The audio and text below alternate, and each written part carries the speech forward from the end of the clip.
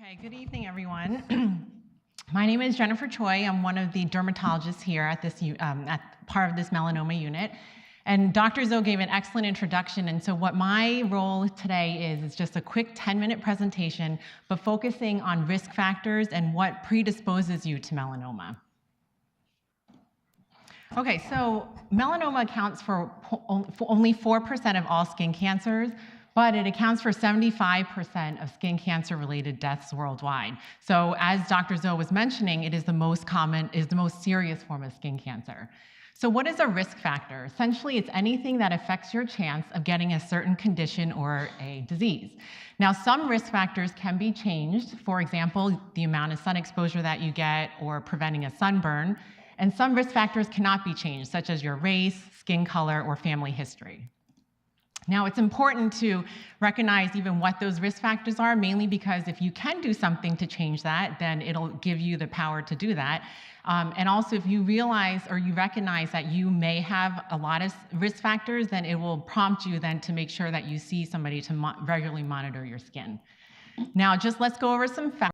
The current lifetime risk of melanoma is about 1 per 50 Americans. And if you include melanoma in situ, 1 out of every 33 Americans will develop some form of melanoma.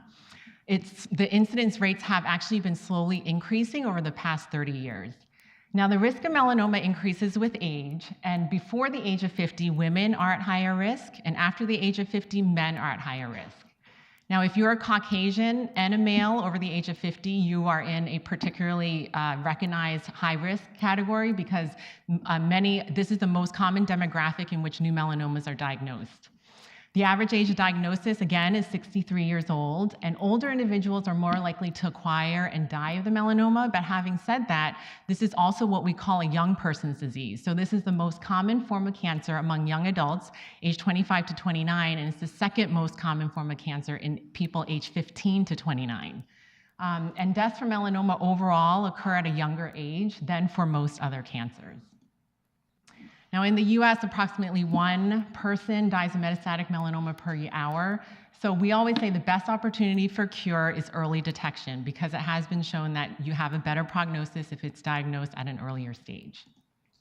So the main risk factors can be categorized into 3 major categories: genetic, environmental, and genetic/environmental interactions.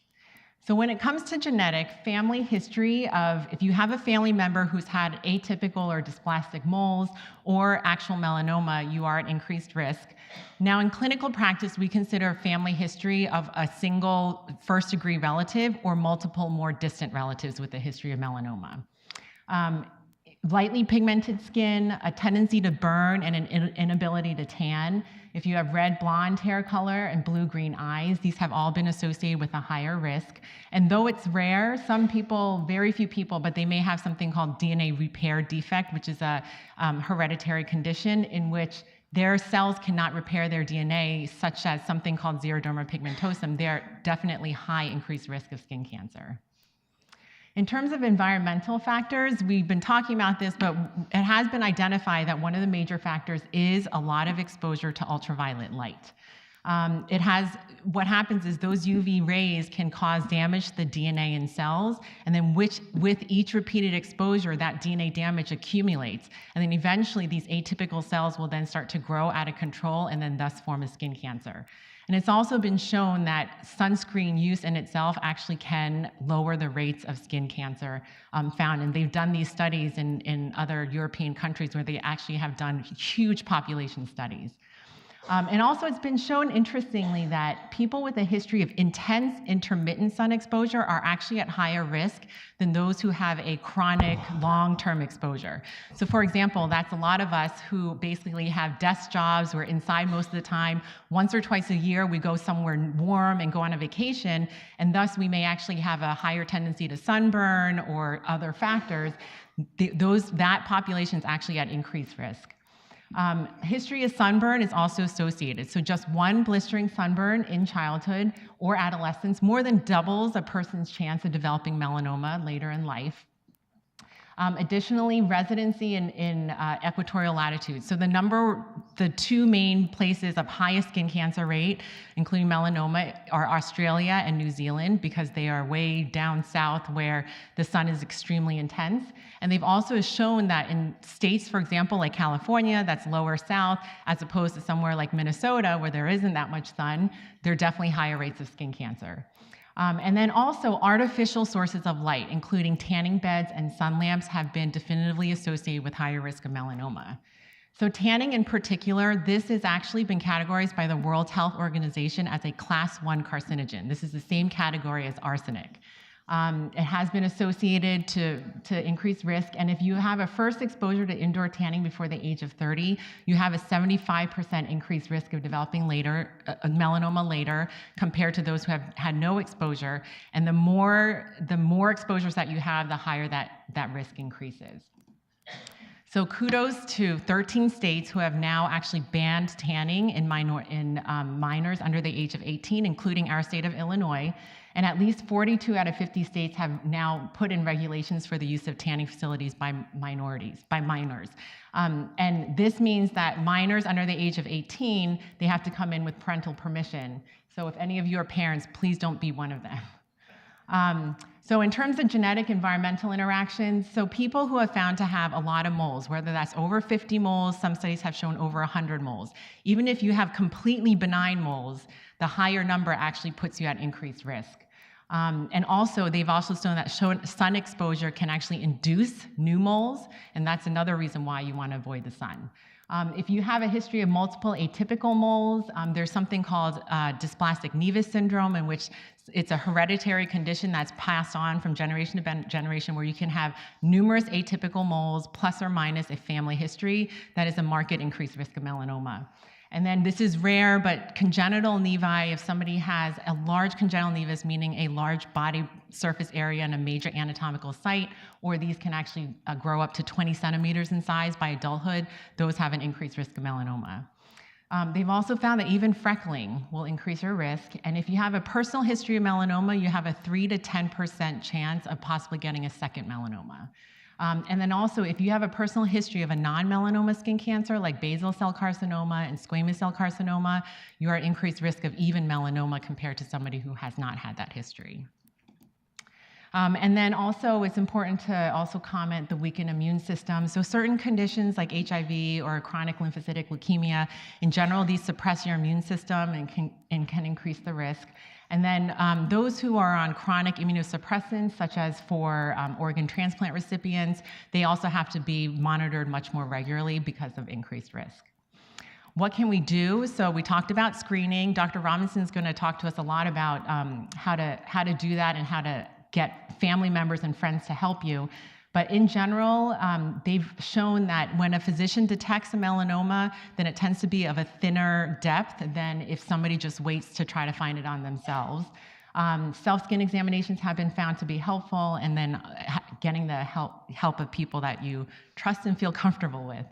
And then what are other things that we can do, basically? So using a daily sunscreen. So these are our ways that we can actually at least minimize our exposure to sun and reduce our risk of sunburn, which have been associated with a higher risk. So using a daily sunscreen that's labeled as broad spectrum, which covers both UVA and UVB. The sunscreen should be at least SPF 30. So SPF 30 really is all you need. SPF 50 covers maybe 1% more of the UV rays, and then 70 to 100 really does not do much more. So you really only need to get 30 to 50. A lot of people don't apply sunscreen properly, so a lot of the things that you need to keep in mind is a shot glass full. And so what that means is that when you actually apply it on your sun-exposed areas of your face and other sun-exposed areas of the body, you want to use a shot glass full, which is about a fluid ounce, a nickel-sized dollop to the face alone, and then if you're using a spray, you have to do it very close to your skin and until there's an even sheen. I've seen so many people at the beach where they're going like this and the wind is blowing it away. This is not giving you effective sun protection.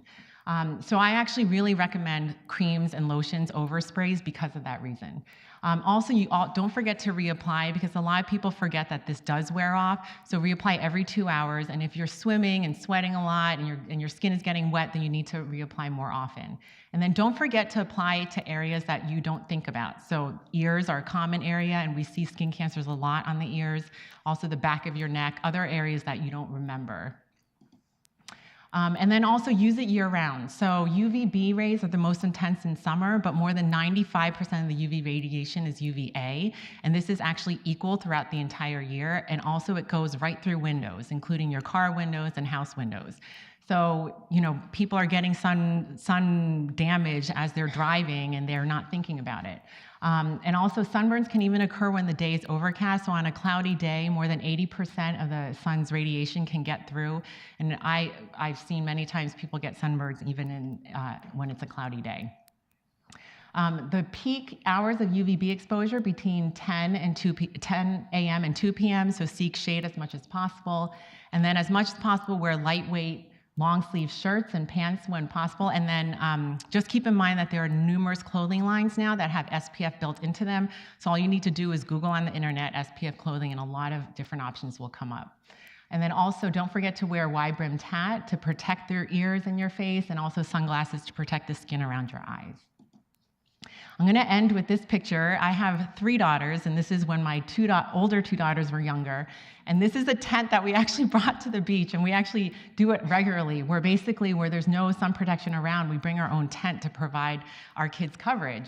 And this just brings up the point where if you have children, young children or young grandchildren, start now. Now is the time to instill in them proper sun protection behaviors, because then they won't be the ones that are going out to tan on purpose to look good. So essentially, you will affect them lifelong if you start now. Thank you for your attention.